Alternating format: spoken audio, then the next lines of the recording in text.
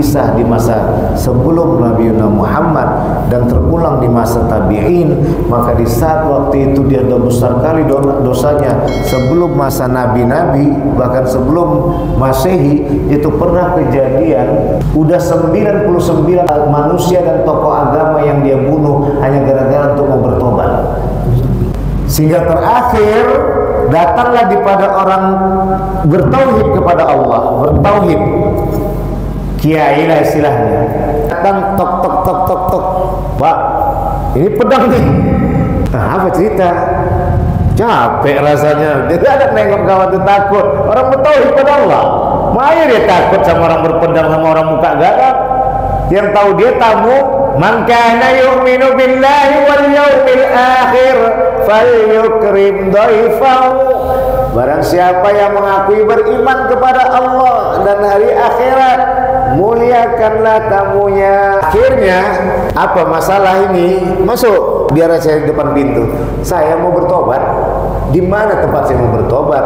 Iya, ngapa susah cari bertobat? Di mana pun bisa bertobat, umat. Halo sahabat semuanya, salam giat. Berjumpa di channel Al.Andawi Andi.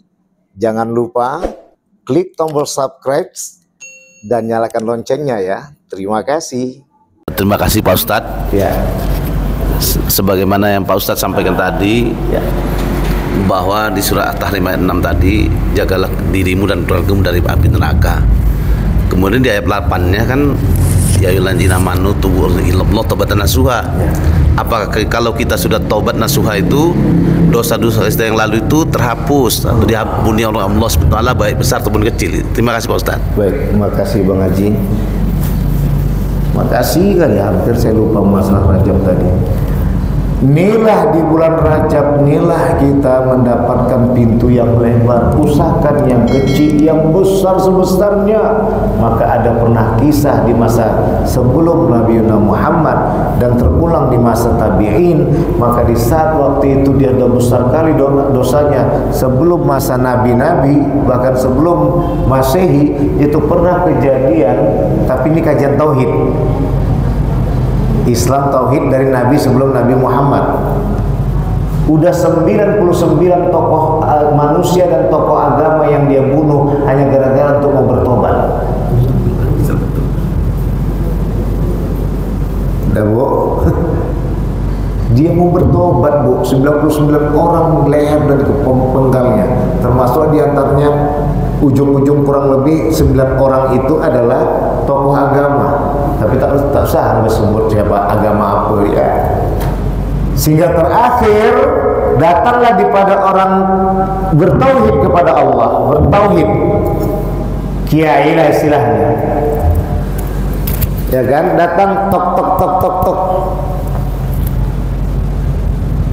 Pak, ini pedang nih. Nah, apa cerita? Capek rasanya. Dia tidak ada nengok kawan itu, takut. Orang bertauhid kepada Allah, maya dia takut sama orang berpedang, sama orang muka garang. Yang tahu dia tamu, man kana yu'minu billahi wal yawmil akhir falyukrim dhaifahu. Barang siapa yang mengakui beriman kepada Allah dan hari akhirat, muliakanlah tamunya. Tapi 3 hari aja ya. Di atas 4 hari tamunya tahu diri lah. Itu ada hadis lagi Bu, Imam Ahmad. Ya, artinya karena kesibukan tadi harus fokus dengan keluarga. Yang kedua, tamu tadi harus sadar diri, janganlah pula ada semua yang punya rumah. Makanya kalau udah bertamu dengan lebih 3 hari. Kalau lebih 3 hari udah mulai ngatur lah, keluarkan kantong kita. Belanja apa lagi Dek? Nah, baik, ini cerita kemana? Akhirnya apa masalah ini? Masuk. Apa masalah? Biar saya di depan pintu. Saya mau bertobat. Di mana tempat saya mau bertobat? Iya, ngapa susah cari orang untuk bertobat? Di mana pun bisa bertobat, umat. Bilang muka ganas yang tadi sedikit. Main-main Bapak ini. Siapa yang main-main? Istilah bahasa gitulah, kalau bahasa binjainya. Ku tengok kau aja nanya bertobat, senang kali hatiku. Jadi kemana? Kemana kau arahkan jalan tuh kau di situ bertobat? Tuh ke sana. Simbolnya ke sana lah. Di situ ada tempat, di situlah kau duduk, di situ mohon ampun pada Allah. Akan diampunkan Allah semuanya. Maka muncullah kisah tuh, separuh jalan yang menuju tempat ditunjukkan kiai tadi meninggal dunia. Sampai ada anekdotnya, dulu almarhum Jainuddin MZ selalu cerita ini. Tarik menariklah Israel tadi. Bukan Israel, Mikael sama Ridwan. Malik dan Ridwan, penjaga neraka dan penjaga surga. Tarik menarik. Maka datanglah kekuatan hadis dengan innamal a'malu binniyat. Sesungguhnya perbuatan itu tergantung pada niatnya. Dijelaskan lagi, kalau baguslah niatnya tadi, dikerjakannya, terpraktek, terterapkan dalam kehidupannya, 2 pahalanya. Tak terwujud dalam kehidupannya, 1 hanya masalah niat saja. Kebalikannya, kalaulah tadi dia niat buruk pada orang, tidak terterapkan, tak tercatat dosanya, Pak. Ibu nggak kecatat, ibu aku tengok nanti mau aku tipu dia biar apa? Niat ibu, tapi jumpa dia, minta maaf ya dia tadi ya Allah kak sayang Allah maka nggak jadi sempat, tak tercatat. Kenapa? Nggak kita terapkan kejahatan yang kita niatkan tadi. Tapi kalau sudah terbukti kita terapkan dalam kehidupannya, itulah yang menjadi tercatat 1. Jadi itulah kajian tadi, Bang. Berapa ratus podcast, spot brandy, janggut, putih dan lain sebagainya yang dia teguh selama umur hidupnya, masuk akhir balik sampai mau umur 60 tahun, bertobat dia kepada Allah, Allah akan ampuni segala dosanya. Berapa banyak perempuan yang sudah dijinahinya, laki-laki yang sudah dijinahinya, orang yang sudah dizoliminya, bertobat dia pada Allah. Dan itu yang tadi kajian taubatan nasuha, kembali kepada Allah yang penuh dengan nasihat. Sebelum berbuat ingat, itu disebut dengan sabar dalam maksiat dan sabar dalam taat. Sabar di dalam maksiat, ketika kita teringat nostalgia yang dulu, kita tahan. Oh, ada kisah lagi, boleh tambah kisah nih? Boleh? Ya Rasulullah, aku masuk Islam. Enak nih kisah abang, makasih banyak bang. Ini dari Rasulullah nih bang. Bun, kenapa rupanya? Tapi kurasa masuk Islam itu berat kali. Apa yang berat? Ini bahasa binjai lah, kita pakai logat Rasulullah nih. Apa yang berat?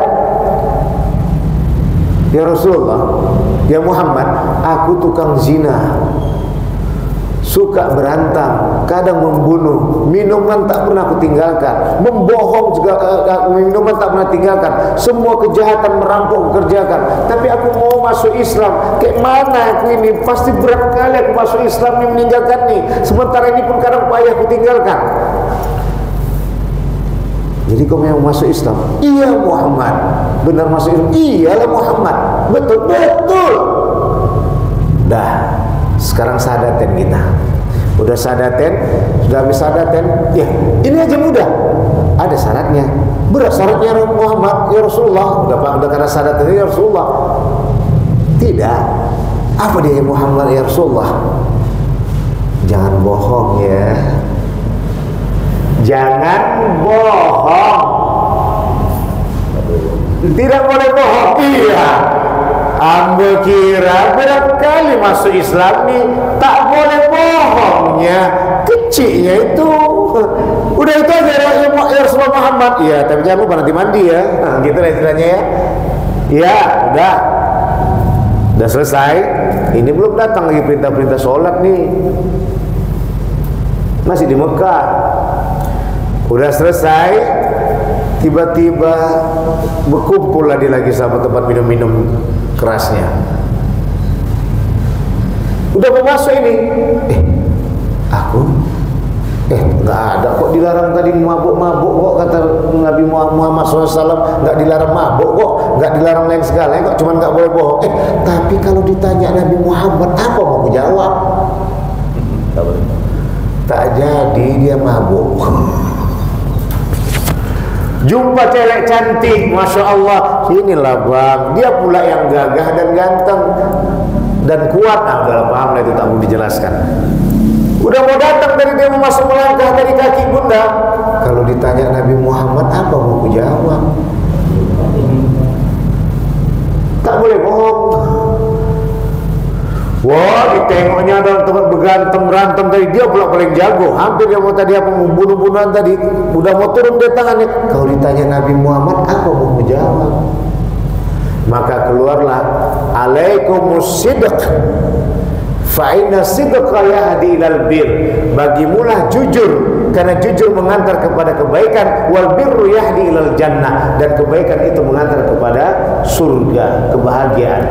Wa iyyakumul kadhib, jauhilah bagimu adalah bohong.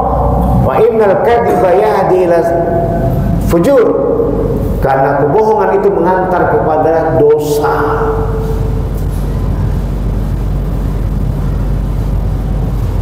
Dan dosa itu wal fujur yahdi ilal nar, mengantar kepada neraka, kegelisahan.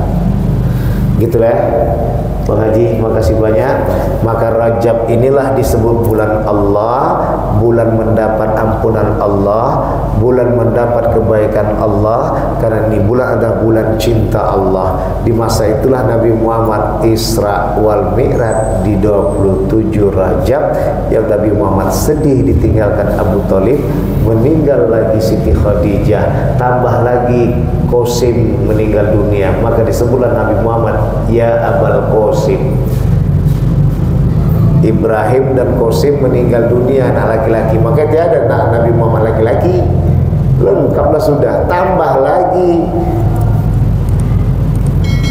yang juga murtad kembali mengkhianati Nabi Muhammad. Ngumpullah semua waktu itu Nabi Muhammad mojok di sudut Ka'bah. Bagaimana kisahnya nanti kita kupas waktu Isra wal Mi'raj.